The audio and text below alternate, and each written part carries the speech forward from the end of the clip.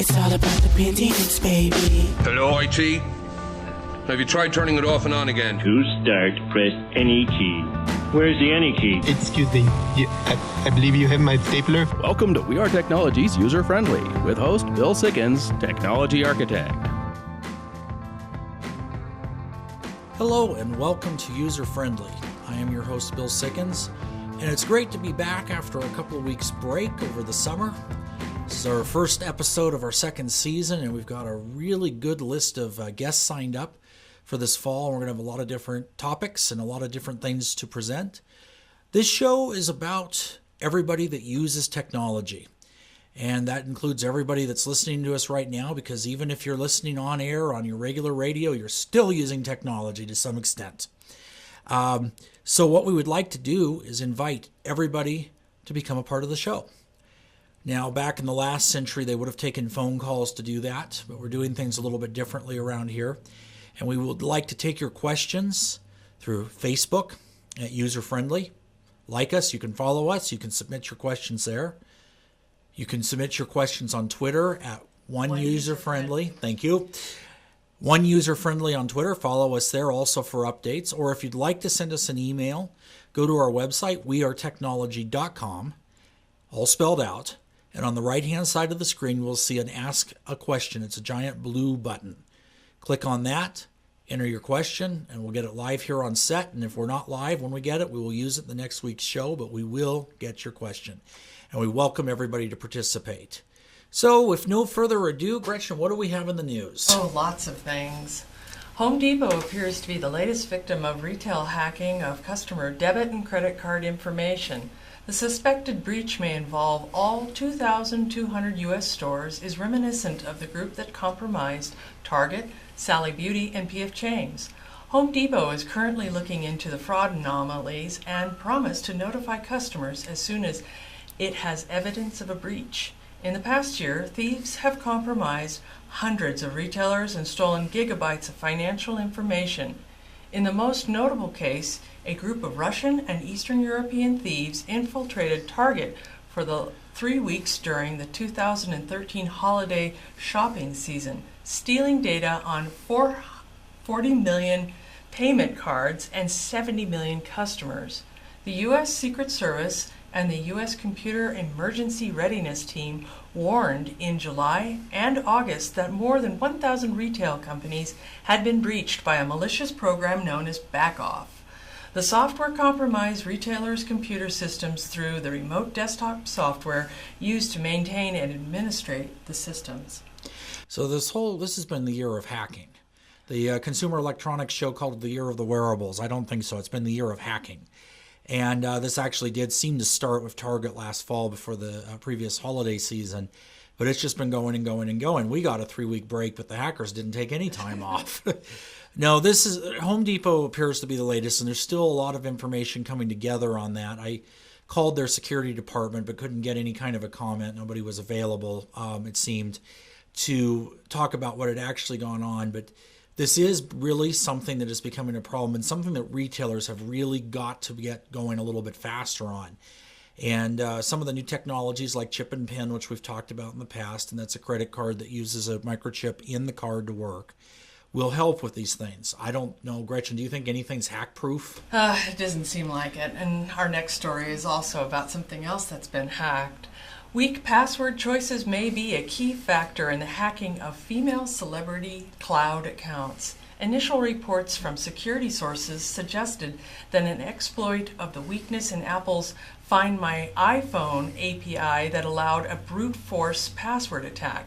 Apple has discounted those reports, and it blames the success of the attacker on what amounts to social engineering of the accounts by trying to use personal data to guess passwords or answer to security questions for the accounts in question. According to Apple, none of the cases they have investigated was resulted from any breach in any of Apple's systems, including iCloud or Find My iPhone. The Apple statement goes on to advise all users to always use a strong password and enable two-step verification. If the attacks did use security questions of the victims to gain access to their accounts, the attack would have been thwarted by the two-step authentication process, which requires a recovery key to gain access to an account if a device is lost. Two-step verification requires a waiting period after initial request. So on the topic of security, this is something that has certainly been a big deal. It's been in the news lately. And let's talk a little bit about passwords. Yeah. Because this is something that seems to be changing as the technology is changing. And at one time, a username and a password was very good. And as technology has improved and as the hackers have been getting new things and more powerful computers, they've been able to do, as you say, brute force attacks, which is basically they take a username and then just try millions, if needed, combinations of passwords until they essentially find the right one.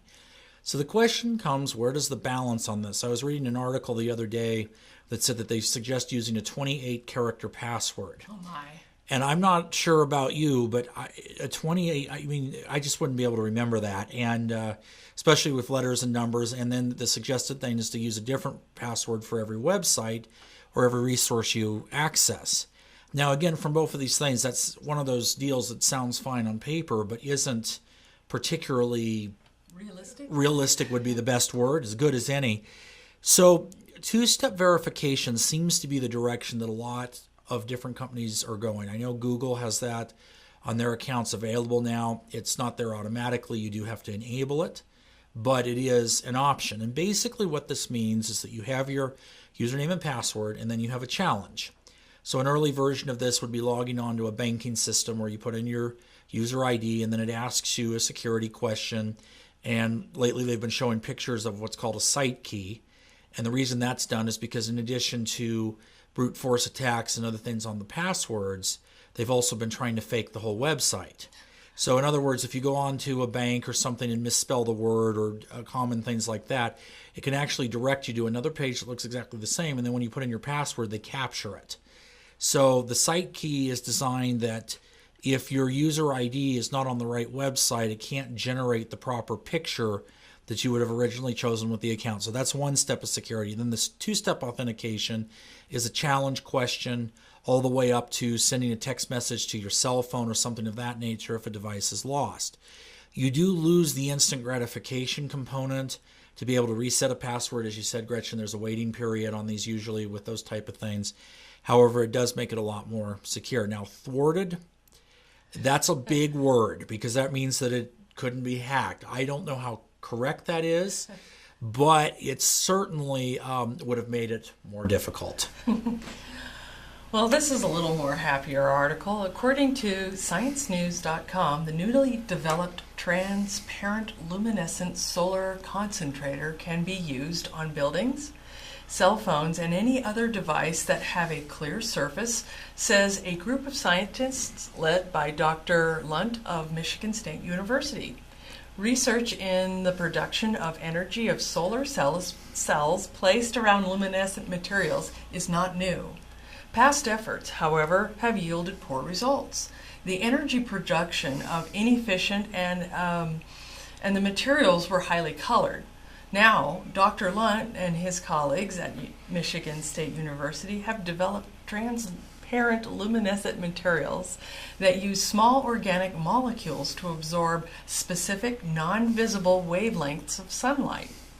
And he says, we can tune these materials to pick up just the UV and the near IR wavelengths that then glow at another wavelength in the IR, explained Dr. Lunt. One of the benefits of this new development is its flexibility. While the technology is at an early stage, it has the potential to be scaled to commercial or industrial applications with an affordable cost. What do you think of this? Wow. The name of that device was pretty intense. Now, green energy and alternative energy is really becoming a big deal as we need to find new resources. And I'm going to shorten my comments on this because later in the show today, we're actually going to have an expert on in alternative energy that's going to talk a little bit more about all of these topics. The one thing I will say here is don't believe the article on The Onion that says that solar panels drain the sun. We've figured out that that is not actually the way that it works, and but we will have an expert in here in our guest segment to talk about that a little bit more. We'll be back after the break.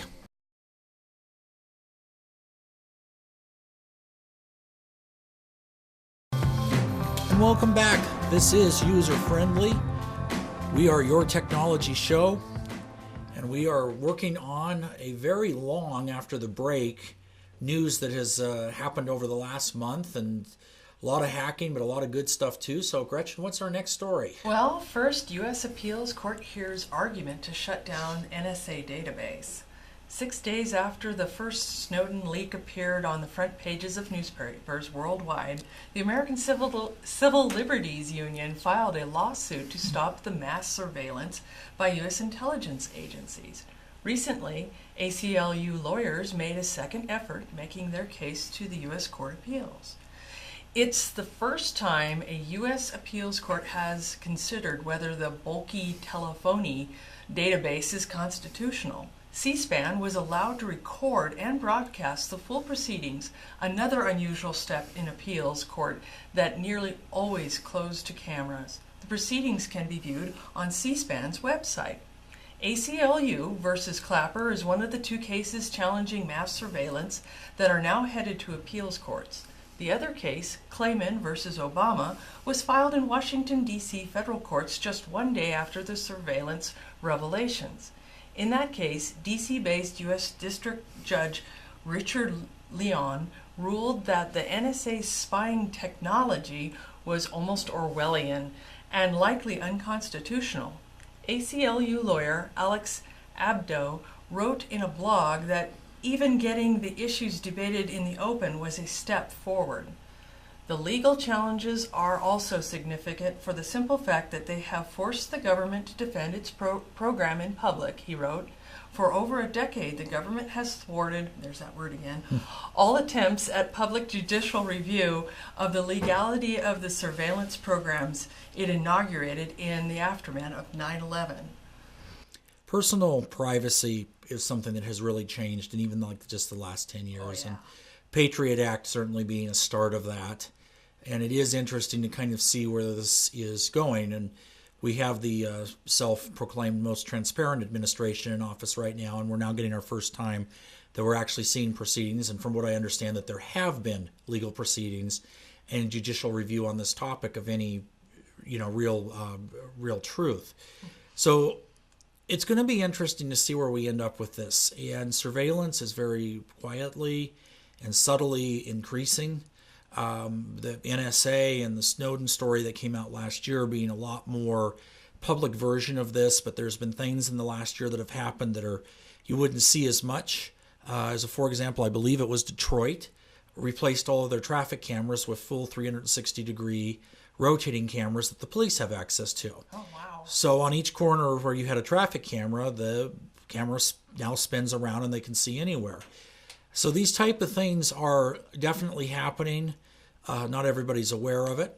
The one thing that I do throw out there for whatever anybody's opinion is or isn't on the idea of surveillance is I have had the pleasure of, on several occasions, visiting Eastern Europe, specifically the country of Hungary.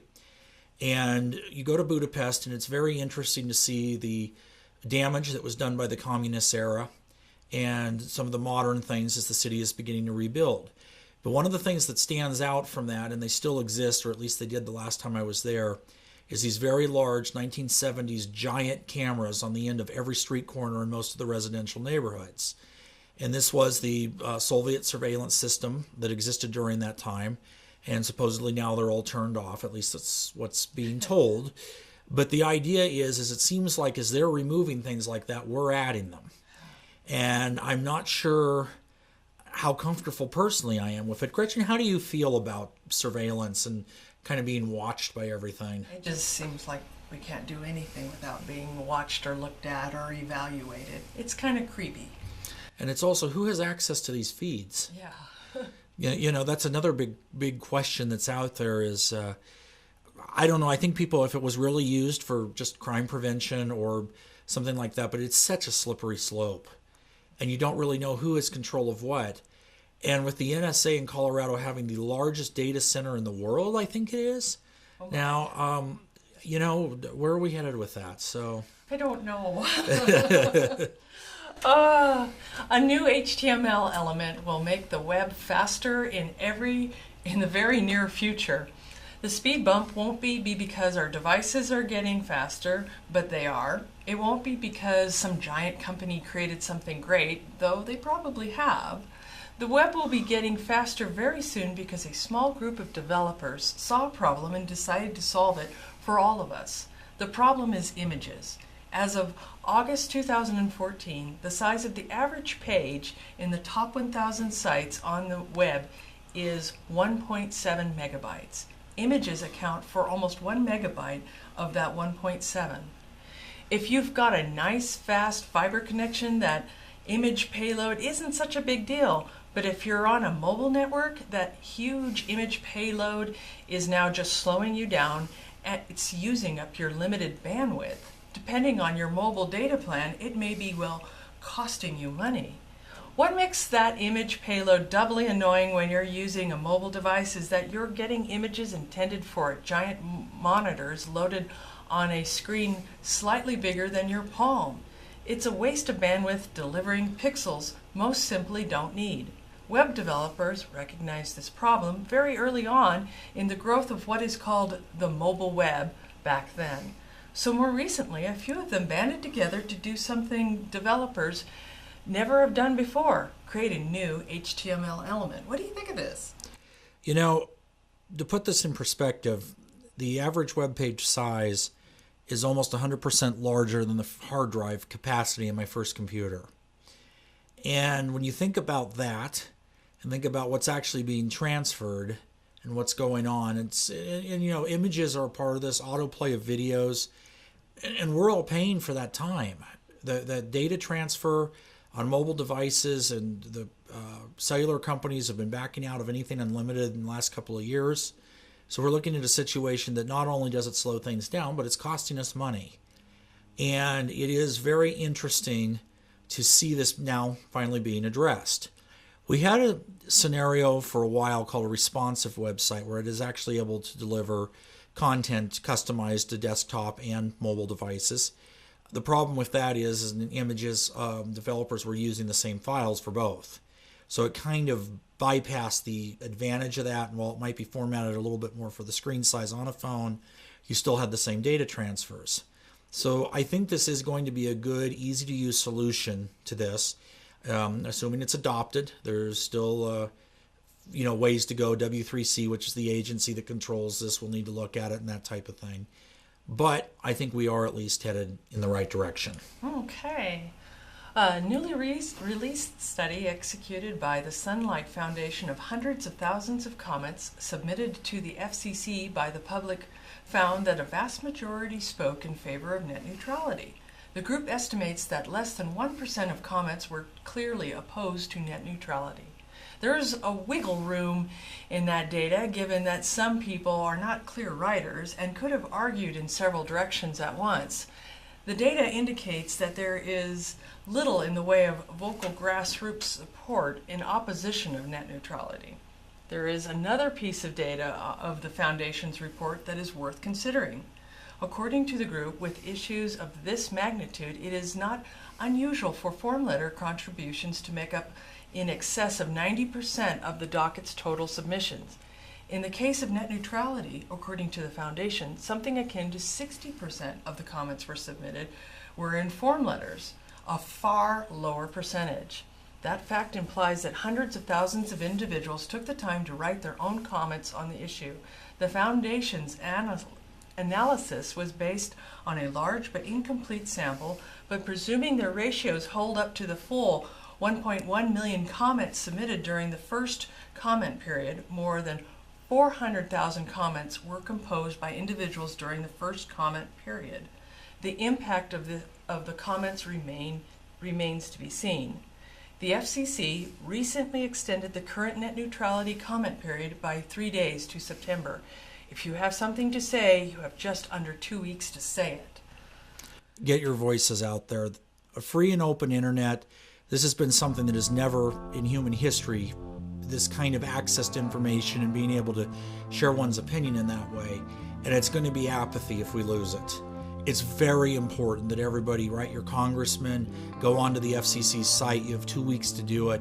Let them know we want to keep a free and open internet. We'll be back. State your case clearly. State your case clearly. We'll be back after the break.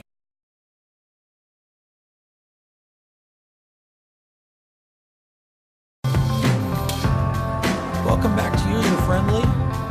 WeAreTechnology.com for your emails. Follow us on social media. And what's our next story? Google today announced that it's expanding its research around quantum computing and that it has hired UC Santa Barbara, John Martinez, and his team, one of the most prolific research groups in this area, to work on new quantum processors based on superconducting electronics. Researchers in Martinez's lab were among the first to use this technique back in 2008. Google has long shown an interest in quantum computing. It was one of the first companies to buy one of D-Wave's quantum computers, for example, even when it was still unclear how or even if the D-Wave's processor worked. Since 2013, Google has also worked on quantum computing research with NASA and the University Space Research Association as part of its Quantum Artificial Intelligence Lab. And I know how you're into this type of stuff, so I could talk for much more than the 3 minutes we have in this section. So this is an interesting thing, and I think it is the next generation of computer processors. And we've gone through some phases, and I talk about this in some of my publications, but there was a scientist who worked for Intel back in the 60s named Dr. Moore, and he set down a standard that every 18 months the power of computers would duplicate. So it was an exponential growth. And everybody at the time said, well, this can only hold true for so long. And every time it seemed like we've gotten to a barrier, something else has come out to be able to extend this law as it is. And it seems like this is our next step. So I think later this season we're going to be doing a show with a specialist from Google on this topic. Oh, great. And we'll be able to sit down and talk about this in a lot more detail. So watch the website for when that's coming up. But it is going to be interesting to see the next generation of computers. that should be really exciting. And we've got another article here on computers. Microsoft is expected to release a technical preview of Windows 9 on September 30th. So if you were looking forward to getting your paws on the code, you have only 4 weeks left to wait. That is, if you are not a key Microsoft partner.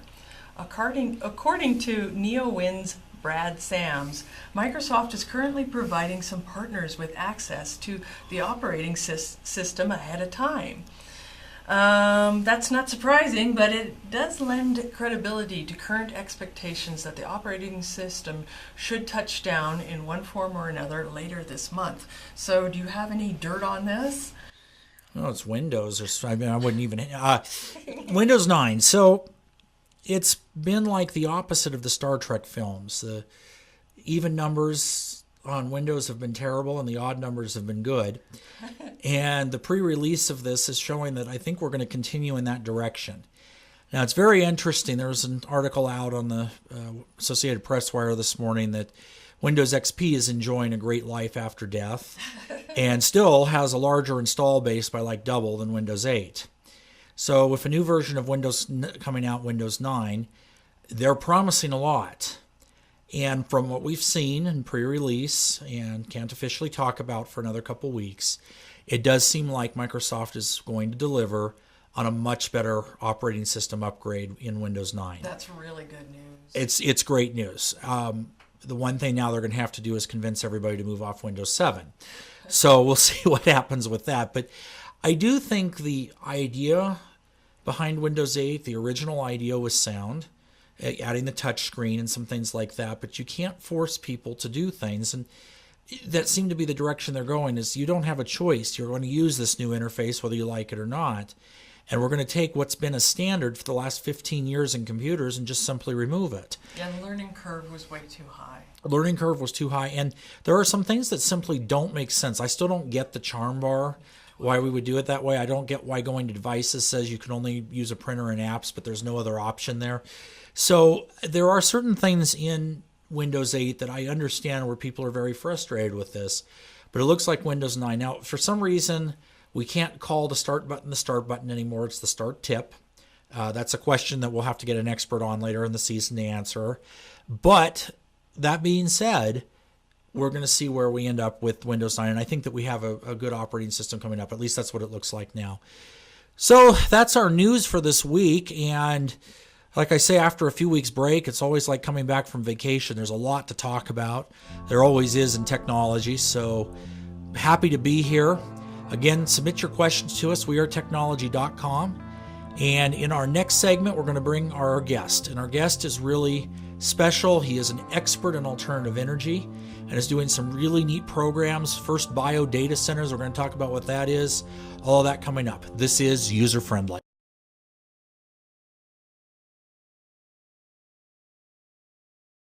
And welcome back to User Friendly. I want to thank everybody for joining us again for our first show of our second season. It's great and exciting to be back on here, and we come this fall from 31 cities, so on air pretty much everywhere now and online. Social media contacts, and this is something that we want you to be involved with the show. So there's a couple of ways you can do that. And in the last century, we made phone calls. Now we do it on Facebook. We do it on Twitter, userfriendly1. Facebook, userfriendly.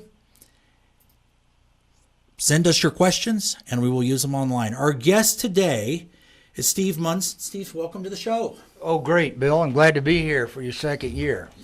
I feel about 32 years old today. Well, there you go. So tell us a little bit about yourself. Well, I'm a entrepreneur, serial entrepreneur in clean tech, and have developed a couple of geothermal power companies over the last 15, 20 years. And those geothermal power companies were primarily in Nevada. One of them is selling power right now to Sacramento and wheeling the power over the Sierra Nevada through the grid system and producing very clean energy from a large steam field in northern Nevada, 60 miles east of Reno. Okay.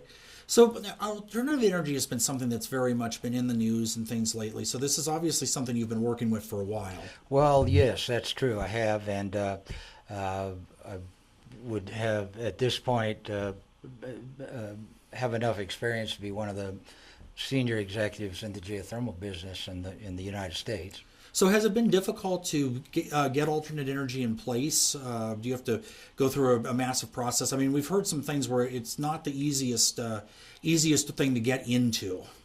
Bill, it's not too bad if you work like hell and have a good staff and a lot of luck, because it's a difficult, complex business to take any of these base load renewable energy sources, which is what I do business in.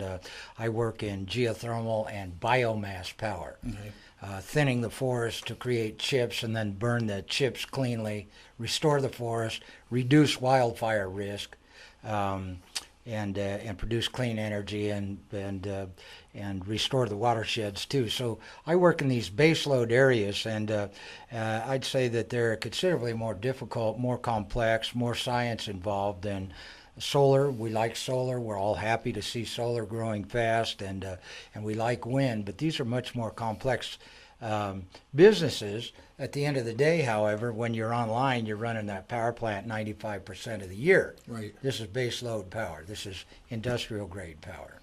All right. So geothermal, as you call a steam field? Yes, that's right. So how does that actually work? Well, it works well. Okay, there you are. How's that doing? This is a business that works actually very well when you find a sizable steam field with drill rigs. Right. The technology comes right out of the oil patch. It's a 60-year-old business in the United States. It now produces enough power in the United States for about 3 million people. Oh, wow. About 3,000 megawatts, and about 10,000 megawatts around the world. We use a lot more power as Americans than other folks, so it's powering about 70 million people around the world right now. And it's an industry that is now pretty straightforward in most parts of the United States. It's big here in Nevada. enough power for 700,000 people almost, I think, online in Nevada. Most of the balance in California, some in Hawaii and Utah. But it's a business that we think will grow rapidly. And in fact, we have some strategic innovations that we've come up with that should help geothermal grow even faster. My company is focused on geothermal in Texas, and south of Houston are some of the biggest steam fields in the world. The biggest producing steam field right now in California makes power for about 700,000 people, or close to that. And it's only about 40 square miles. There are steam fields in Texas that are 8 and 10 times that big. They're not producing power yet. And just as you might expect in Texas, the steam comes out of the ground at 3,000 psi. Oh my goodness. In other words, if we had a geothermal steam well in Texas sitting under the building, we'd probably be talking directly across to the Learjets out here at the airport, because it's powerful stuff. Right. And there may be enough steam down there for 20 million people, a third of the Texas load. Certainly that would take a long time to be developed, but it's there now, and our company and the very high-end oil gas executives I'm blessed to work with in Texas know a lot about it. The Department of Energy spent $140 million studying it. A fellow who's last year was president of the American Association of Petroleum Geologists, one of our directors, and we want to use that steam for this strategic innovation, which is at the power tech convergence. We always have buzzwords when we get into technology. And so what are we talking about? We're talking about geothermal power running data centers, large data centers. And data centers are the fastest growing sector in electric power load. The big tech companies are starting to go green. With this baseload geothermal in Texas and potentially around the world, we can really lead, we think, the greening of the World Wide Web. In fact, that's our motto. That sounds absolutely amazing. And when we come back from the break, we'll talk a little bit more about the whole data center thing, because that's something that's really on topic for what we do. And as we can start using energy in a better way and making it without polluting the planet, I think that this is something that is definitely very, very interesting and very, very good. All right, Steve Munson will be right back at the break, 10thmill.com, and you'll explain what that means also when we get back. I will. I think I can remember that. I'll be happy to discuss it. So that sounds really great. All right, let's go ahead and go to break now, and we will be right back. This is User Friendly. We are technology.com, one user friendly on Twitter. Make sure we get the one on the right end of that word. Otherwise, I get yelled at by my production staff here. One user-friendly on Twitter, user-friendly on Facebook. Please send us your questions or submit your emails online at wearetechnology.com. Click on the Ask a Question link on the right side of the screen, and a friendly technician will get back in contact with you, and we will use your question on the air. Thank you.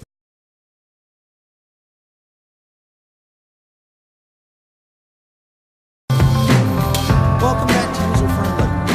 Our guest today is Steve Munson. We've been talking a little bit about alternative energy and how that works and where we're going with that. And one of the things you brought up in the previous segment was the idea of a bio data center.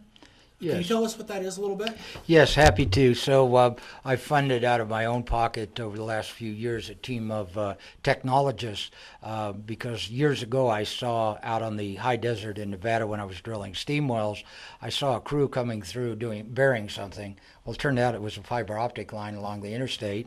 I didn't pay much attention, really. At that time, I went down, though 3 years later, I went down to one of my other leases along the railroad, doing the same thing. I found out that was a fiber optic cable. That was Anschutz, then Quest, then something else.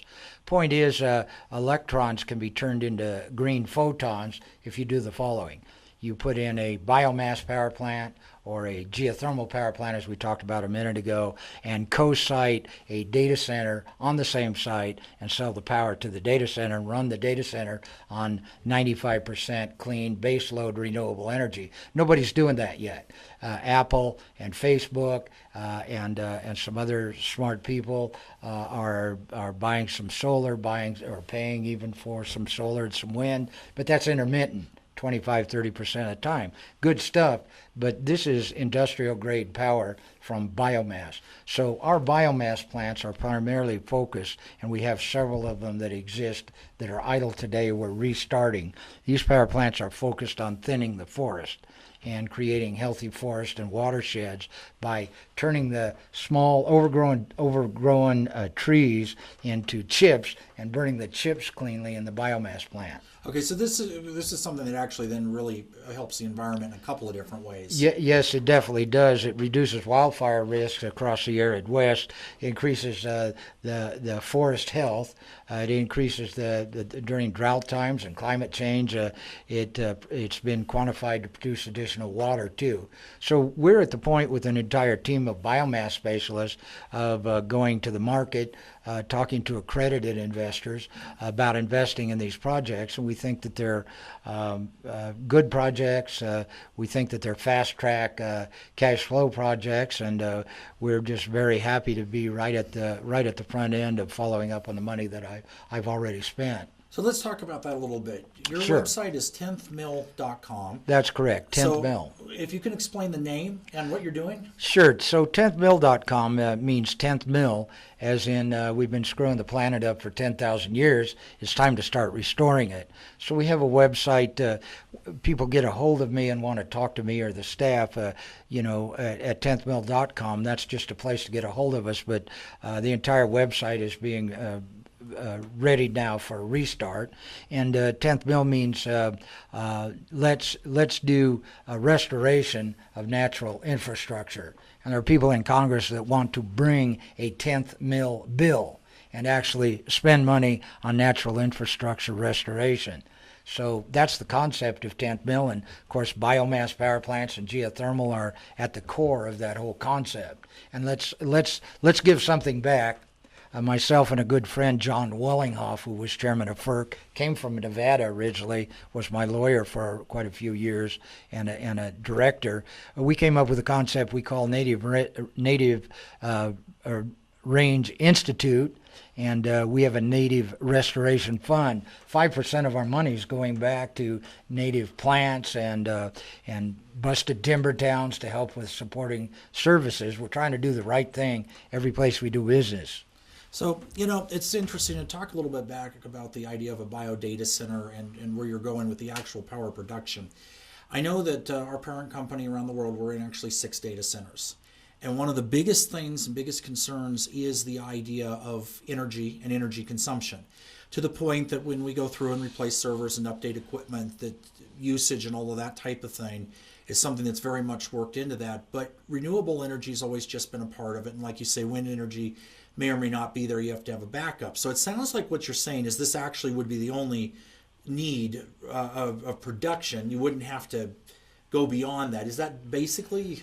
Well, that's close. You can design multiple geothermal plants so that you've got backup right there, spinning reserve. A baseload biomass plant might take 5% from the grid. And so you've got the utilities making some money providing the backup, but 95% of the power is totally green. It gives you a very, very low carbon neutral footprint. And that's very important to the tech guys. A lot of them are progressive, and most of the progressives are internet savvy, and they want to see a benefit to the planet. So there's a net benefit from these projects. No, that's great. I know we're trying to reduce our overall carbon footprint and have an initiative for the next 5 years that we're trying to meet. So this sounds like something that would really work into that. So is use of renewable energy growing quickly? What are the numbers? The numbers are good. Solar is growing at a very high rate of speed. Wind has calmed down substantially over the last year or so.